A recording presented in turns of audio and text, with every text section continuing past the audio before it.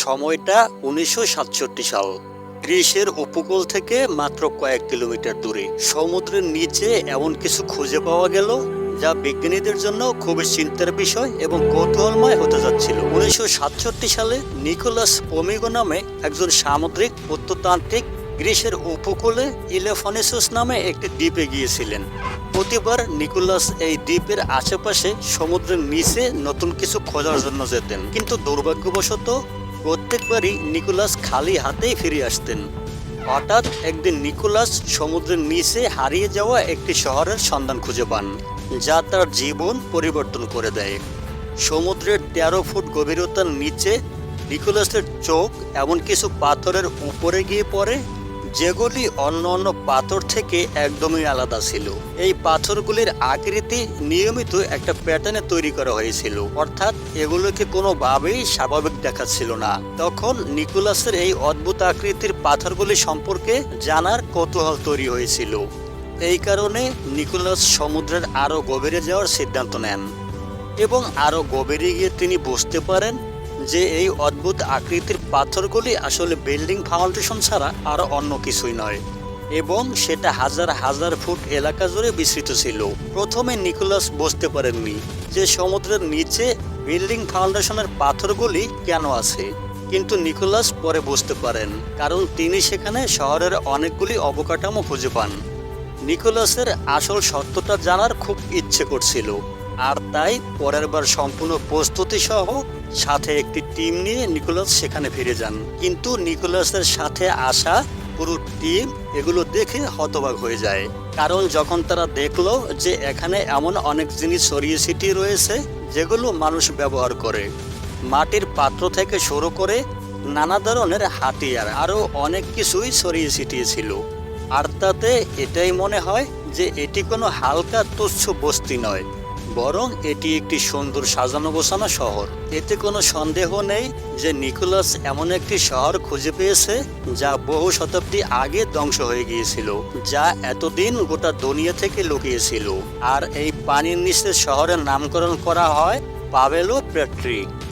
১৯৬৭ সালের পর সমস্ত প্রত্নতান্ত্রিক এবং গবেষকদের রাতের ঘুম হারাম হয়ে যায়। সর্বোপরি পুরো শহর কত বড় ছিল, এখানে কারা বসবাস করত, কোন যুগের মানুষ এখানে বসবাস করত, এবং কেন এই প্রত্যন্ত অঞ্চলে এত পরিকল্পনাভাবে একটি শহর গড়ে তোলা হয়েছিল।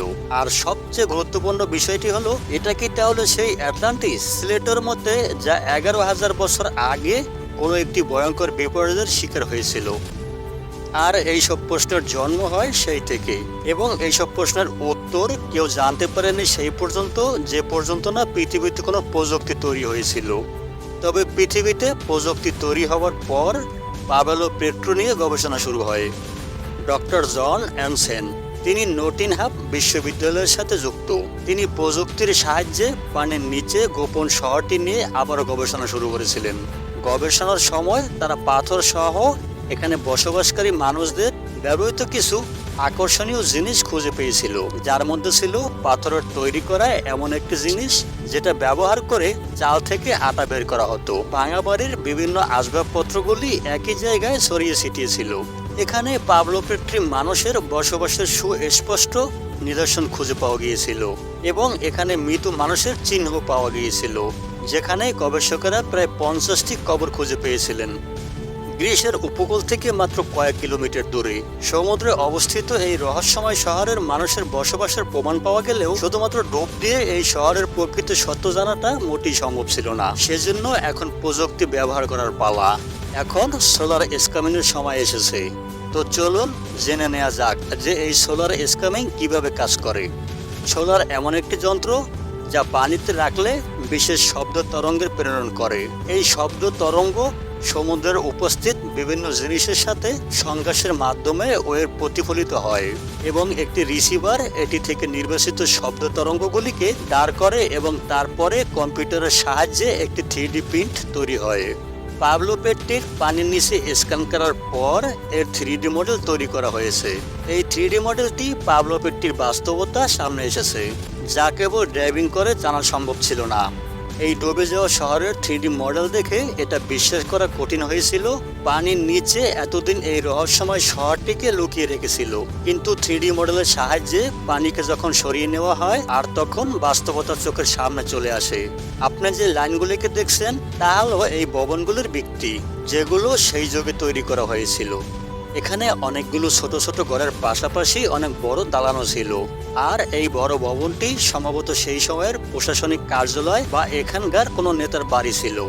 তবে সবচেয়ে মজার ব্যাপার হলো এলাকার সব বিল্ডিংগুলি একটি সঠিক প্যাটার্নে নির্মাণ করা হয়েছিল, যেমনটা আজকাল আধুনিক শহরগুলোতে তৈরি করা হয়ে থাকে। পানির নিচে এই রহস্যময় শহরটি এমন এক সভ্যতার হাত ধরে তৈরি হয়েছিল যেখানে অনেক নিয়ম শৃঙ্খলা ছিল এবং সেই সময় এখানে 5,000 মানুষ বসবাস করত বলেই অনুমান করা হয়। ইতিমধ্যে বেশ কিছু সাইট থেকে গবেষকেরা মাটির পাত্রের কার্বন ডেটিং থেকে জানতে পেরেছে যে এগুলো আজ থেকে প্রায় 5,500 বছর পুরনো। তার কারণ এর আগে বহু ঐতিহাসিক স্থান থেকেও প্রমাণ পাওয়া গিয়েছে। কম্পিউটার গ্রাফিক্সের সাহায্যে যখন শহরটিকে 3D প্রিন্টার রূপ দেওয়া হয় তখন এটা দেখতে কিছুটা এরকম ছিল। 5,500 বছর পরে আবিষ্কৃত এই ডুবন্ত গোপন শহরের আসল চেহারা প্রথমবারের মতো প্রকাশ পায়। চারদিক দিয়ে সমুদ্রে ঘেরা এটি একটি দ্বীপ ছিল এবং যাকে একটি যথাযথ নকশার মাধ্যমে একটি শহরে রূপান্তরিত করা হয়েছিল। কিন্তু এত দূরবর্তী স্থানে এত পরিকল্পনা করে কেন একটি শহর তৈরি করা হয়েছিল? এর পেছনে এমন একটি কারণ খুঁজে পাওয়া যায় যেটা খুবই আকর্ষণীয়। এই কৌতূহলময় পাভেলোপেট্টিতে বসবাসকারী ব্যক্তিদের সম্পর্কে এমন কিছু তথ্য জানা যায় যা সত্যি সবাইকে অবাক করে দেবে। পাভেলোপেট্টির মানচিত্রের অবস্থান এমন ছিল যে এখান থেকে সারা বিশ্বে ব্যবসা করা যেত। অর্থাৎ এই স্থানটি বিশেষভাবে এই কারণেই বেছে নেওয়া হয়েছিল যাতে এখান থেকে বসবাসকারী লোকেরা খুব সহজেই ব্যবসা করতে পারে।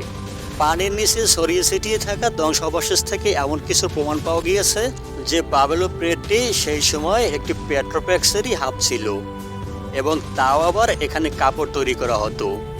সেই সময় যখন এখানে কাপড় তৈরি করা হতো তখন তাতে সুতোর এক প্রান্তে পাথর জ্বলিয়ে দেওয়া হতো যাতে সুতোগুলি টান টান থাকে এবং ঢিলা হয়ে না যায়।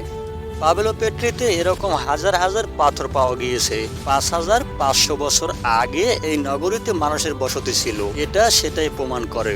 এখানে কাপড় তৈরি করে মানুষ সারা বিশ্বে রপ্তানি করত। এই পাভেলোপেট্রি শহরটি সে সময় একটি ব্যস্ত শহর ছিল। কিন্তু প্রশ্ন হলো কি এমন মহা বিপর্যয় ঘটেছিল যেটা এই শহরটিকে পানির নিচে নিয়ে গিয়েছিল?